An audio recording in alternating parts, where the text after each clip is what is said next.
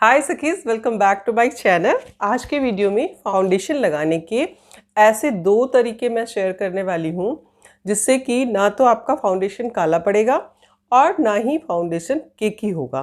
Foundation लगाने के कुछ देर के बाद बिगनर्स के फाउंडेशन जो लगाने का तरीका होता है उससे कुछ देर के बाद उनका फाउंडेशन काला पड़ने लगता है। इसके कई कारण हैं, पर आज हम कारण पे नहीं जाएंगे।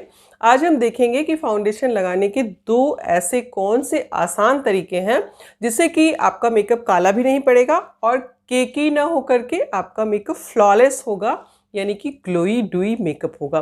तो ऐसे दो तरीके मैं आज आपके साथ शेयर करने वाली हूँ। होता क्या है ना कि कुछ ना कुछ मिस्टेक हो जाती है जिसकी वजह से फाउंडेशन काला भी पड़ता है और केकी भी हो जाता है। तो चलिए आज के वीडियो में ये दो तरीके हम देखते हैं कि फाउंडेशन लगाने के ये कौन से ऐसे दो आसान तरीके हैं जिससे कि आप अपने मेकअप स्किल को इम्प्रूव कर सकते हो। तो चलिए वीडियो को शुरू करते हैं। यहाँ पर बेस बनाने से पहले मैं आपको एक मेकअप टिप्स और देना चाहती हूँ।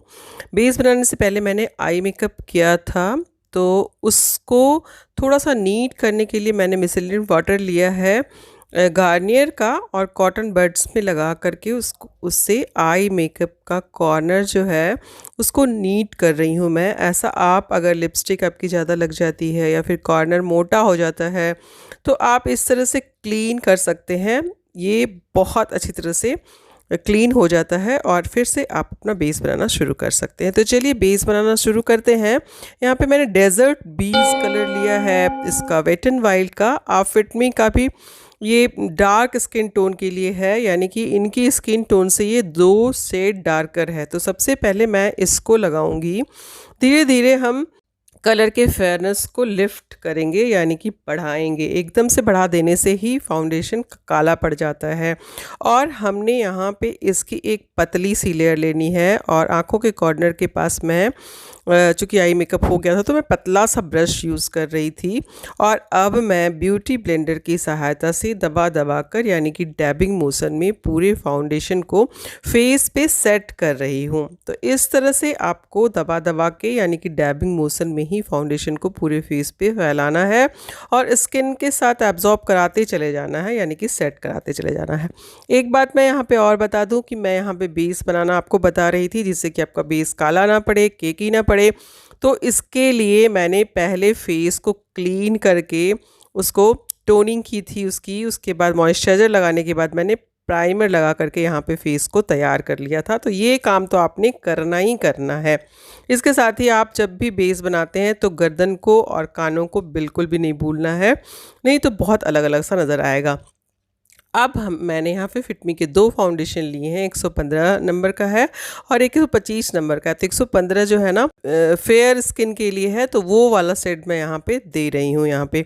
तो यहाँ पे देखिए कि आप अगर कंसीलर नहीं भी लगाएंगे, यानी कि हाईलाइट नहीं भी करेंगे फेस को, तो इस तरह से अगर आप फाउंडेशन लगा देते हैं तो आपके फेस की फेयरनेस बढ़ जाएगी। हर कोई चाहता है कि पार्टी हो या कोई स्पेशल ओकेज़न हो तो उसका स्किन जो है ना एकदम फ्लॉलेस तो दिखे ही, साथ ही थोड़ा सा स्किन टोन अपर दिखे, अप दिखे, यानी कि फेयर दिखे। तो यहाँ पे हमने डार्क एक शेड का एक फाउंडेशन लिया और दूसरा लिया लाइट शेड का फाउंडेशन। ये दोनों आपस में मिक्स होकर इनकी स्किन से दो टोन फेयर इनको दिखाएंगे और जैसे जैसे इनका मेकअप लेट होता चला जाएगा, मेकअप और उभर कर ग्लोई होता चला जाएगा, यानी कि फाउंडेशन स्किन पे अच्छी तरह से सेट हो जाएगा। तो ये काला पड़ने के बजाय बहुत ग्लोई और डुई दिखेगा। तो उसके बाद थोड़ा सा मैंने यहाँ पे कंसीलर भी यूज़ किया है हाईलाइट करने के लिए। आप चाहें तो नहीं भी यूज़ कर सकते हैं, पर मैं स्टेप बाय स्टेप यहाँ पे दिखा रही थी आपको। तो मैंने यहाँ पे मैबलिन फिट मी का ही कंसीलर भी लिया है और कंसीलर जो हाईलाइट करने के लिए जो कंसीलर होता है ना, वो स्किन टोन से दो तीन टोन ऊपर ही होता है।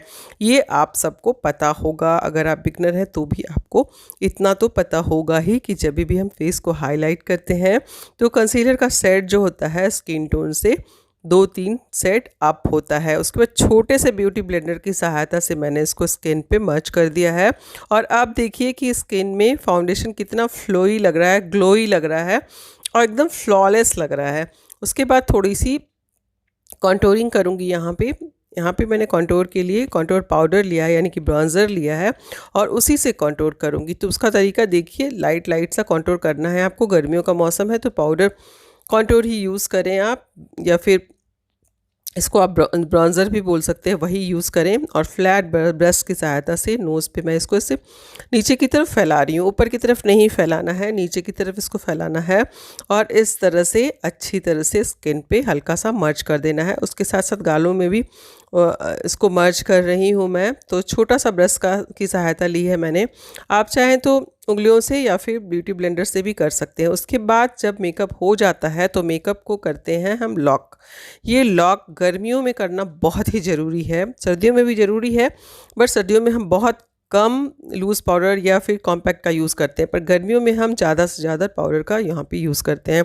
तो आप कोई भी कॉम्पैक्ट पाउडर ले लेना और उससे उसको वहाँ वहाँ पे लगाना है जहाँ जहाँ पे मैंने हाईलाइट किया था।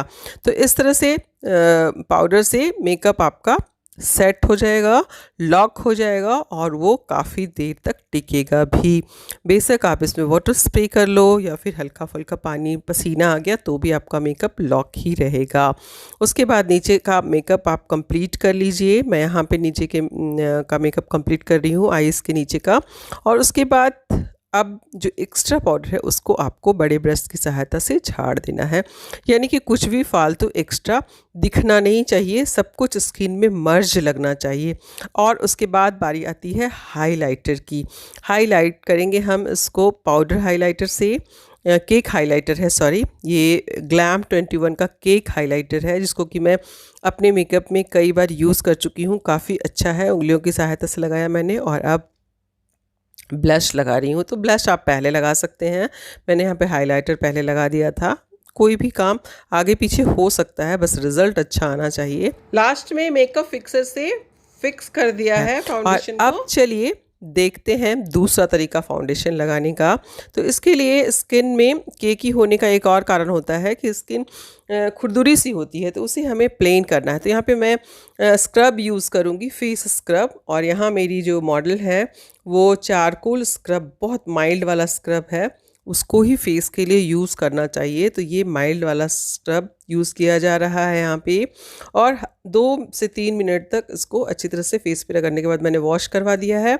उसके बाद स्क्रब करने से जो पोर्स खुल गए हैं उसको मैं टोनर से इस तरह से बंद कर रही हूँ। टोनर से स्किन खिंचती है और पोर्स बंद हो जाते हैं, तो अच्छा सा लगता है। उसके बाद यहाँ पे गार्नियर का मैं सिरम यूज़ कर रही हूँ। सिरम यूज़ करना ज़रूरी है गर्मियों में। बेशक आप मॉइस्चराइज़र का यूज़ ना करें, ऑयली हो जाता है मॉइस्चराइज़र लगाने से, लेकिन सिरम आप ज़रूर लगाएं। सिरम लगाने से आपका मेकअप बेस बहुत अच्छा बनेगा। उसके बाद यहाँ पे हुडा ब्यूटी का प्राइमर लिया है। प्राइमर लगाने के बाद फिर मैं यहाँ पे डायरेक्ट दोनों फाउंडेशन को मिक्स करके लगा दूंगी। तो यहाँ पे जो दोनों फाउंडेशन मैंने आपको दिखाया, एक है 115 नंबर का और एक 125 नंबर का है, मतलब यानी कि एक आइवरी शेड का है और एक न्यूड बीज है। दोनों कलर को मिक्स करके यहाँ पे हमने लगाना है। दोनों कलर मैंने दिखा दिया था आपको। और यहाँ पे ग्लैम 21 का इल्यूमिनेटर लिया है मैंने। इन सबको मिक्स करने के बाद मैं यहाँ पे इनके फेस पे लगाने वाली हूँ। तो इस तरह से देखिए कि दोनों फाउंडेशन और ग्लैम 21 का इल्यूमिनेटर मिला करके मैंने पूरे फेस पे इस तरह से लगा दिया है। यहाँ पे कोई कलर करेक्टर वगैरह की ज़रूरत नहीं है, बस इसको आप अच्छी तरह से स्किन पे डैबिंग मोशन में अच्छी तरह से सेट करवा देना है आपको। उससे ही आपका मेकअप बेस बहुत अच्छा तैयार हो जाएगा। और नोज़ पिन वगैरह जहाँ पहना हो ना, वहाँ अच्छी तरह से लगाइएगा, नहीं तो वो अलग से काला काला सा दिखेगा, तो वो अच्छा नहीं लगेगा।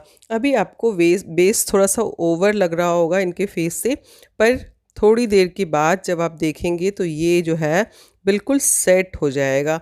तो आप 1 या 2 टोन ऊपर अगर फाउंडेशन लगाते हैं तो वो अगर काला भी पड़ता है तो बिल्कुल स्किन टोन में जाकर मैच कर जाता है। तो यही तरीका है फाउंडेशन को 2 तरह से लगाने का, जिससे कि केकी नहीं होगा आपका फाउंडेशन और काला भी नहीं पड़ेगा। उसके बाद अच्छी तरह से डैबिंग मोशन में फाउंडेशन को सेट करने के बाद हमने